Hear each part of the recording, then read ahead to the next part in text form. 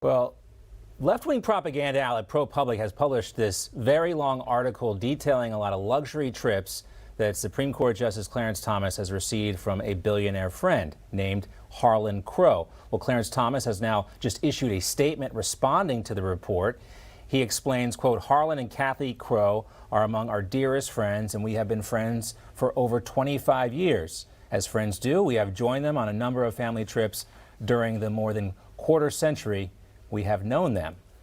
So that's the new part of this. This all comes after, you read this article, you're kind of forced to ask, what should a justice's obligations be when it comes to disclosing gifts?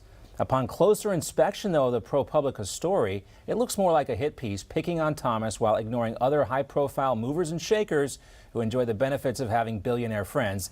Hint, they're all Democrats. ProPublica insinuates that Justice Thomas violated financial disclosure rules by accepting these gifts from Crow, who is also a Republican megadonor.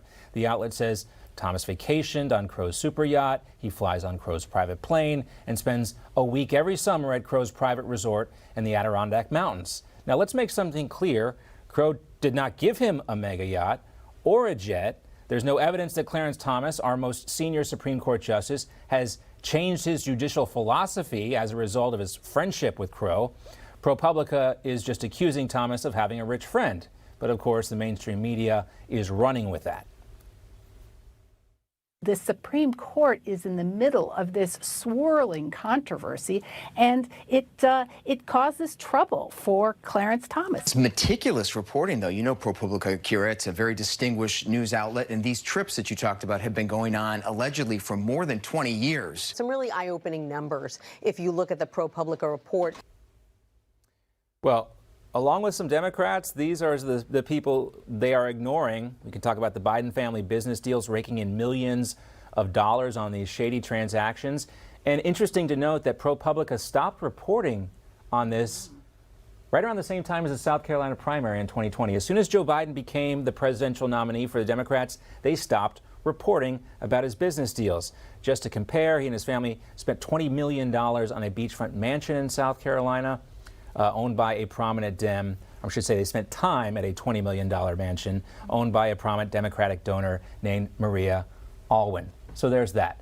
Let's not also forget about the Biden's $30 million house that they rented or were given access to on Nantucket over Thanksgiving, owned by David Rubenstein, another billionaire.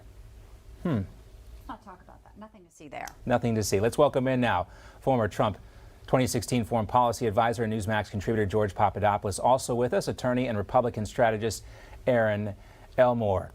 Now, George, ProPublica admits that Clarence Thomas did disclose a $19,000 Bible that was once owned by Frederick Douglass. Does this seem like a hit piece to you?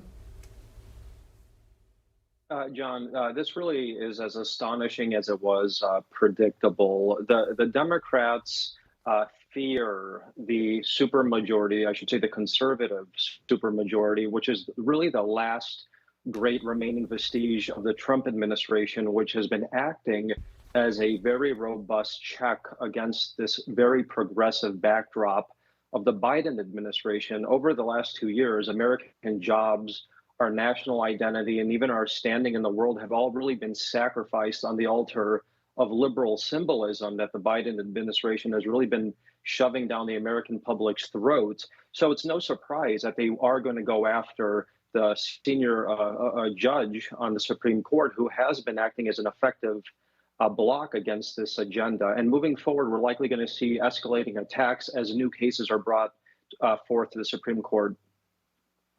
Yeah, and it's not just the media that loved this. You know, Erin, we saw Democrat California Congressman Ted Lieu out there. He was tweeting about it. He's saying Justice Thomas knew it was wrong to accept these secret gifts. I call on Speaker McCarthy and Jim Jordan to pass the Democrat Supreme Court ethics bill. I mean, of course, there's a political agenda behind every media hit job. AOC's coming out saying she wants to impeach Clarence Thomas. Well, then, of course, they can just pack the court, right? Well, what about AOC's trip to the Met Gala? I know that's being investigated.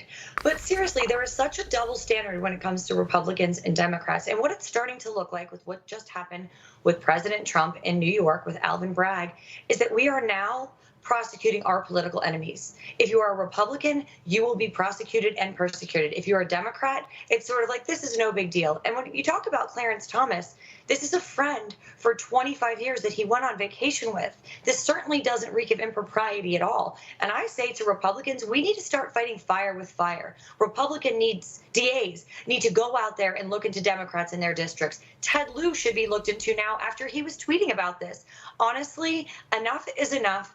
They're going to fight dirty. I think it's time for us to fight back. And we should do that at the ballot box as well. With the early voting, then let's get out there and collect ballots just like the Democrats do. Let's go to nursing homes as well and help out. Because clearly whatever we're doing as Republicans is not working. Yeah. I like the way you put that, too. Helping out. Right, Erin? Helping Nudge. out. Yeah. Erin and George, using my words carefully there. Great to see you, George. Great to talk to you. And Erin, we'll see you a little bit later for Worst Takes and Meme Team.